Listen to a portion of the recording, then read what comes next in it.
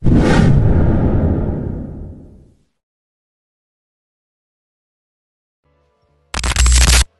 merupakan salah satu elemen terpenting dalam pembangunan sesebuah negara. Dalam era digital yang serba canggih ini, penggunaan bahan digital dalam pendidikan telah membawa perubahan besar dalam cara pengajaran dan pembelajaran dijalankan.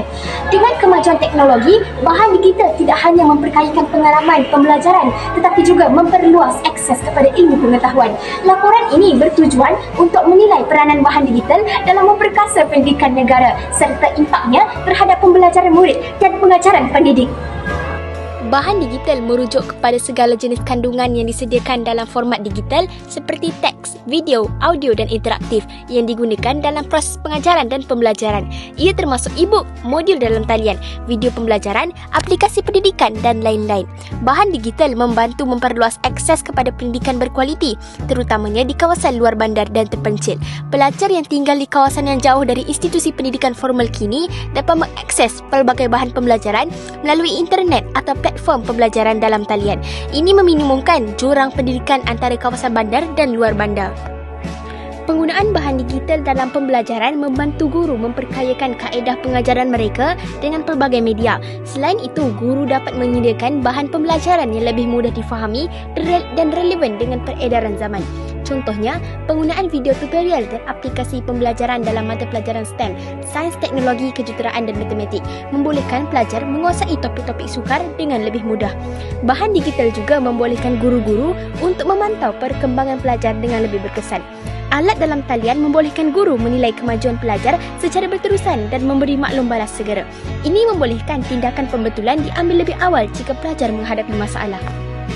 Walaupun bahan digital membawa banyak manfaat, terdapat beberapa cabaran yang perlu diatasi untuk memastikan ia digunakan secara berkesan.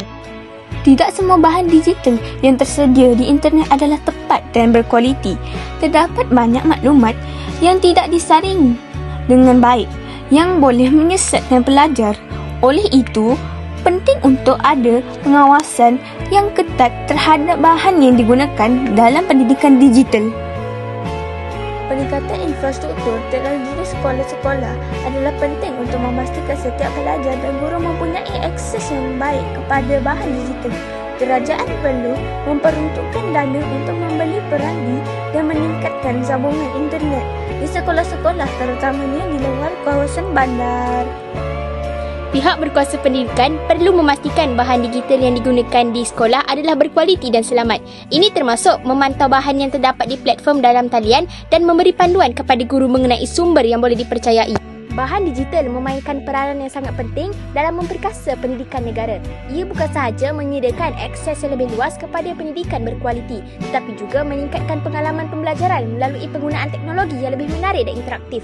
Walaupun terdapat cabaran dalam penggunaan bahan digital, dengan usaha berterusan dari pihak kerajaan, sekolah dan masyarakat, bahan digital dapat dimanfaatkan sepenuhnya untuk memperbaiki sistem pendidikan negara dan mempersiapkan pelajar untuk menghadapi masa depan yang semakin bergantung kepada teknologi.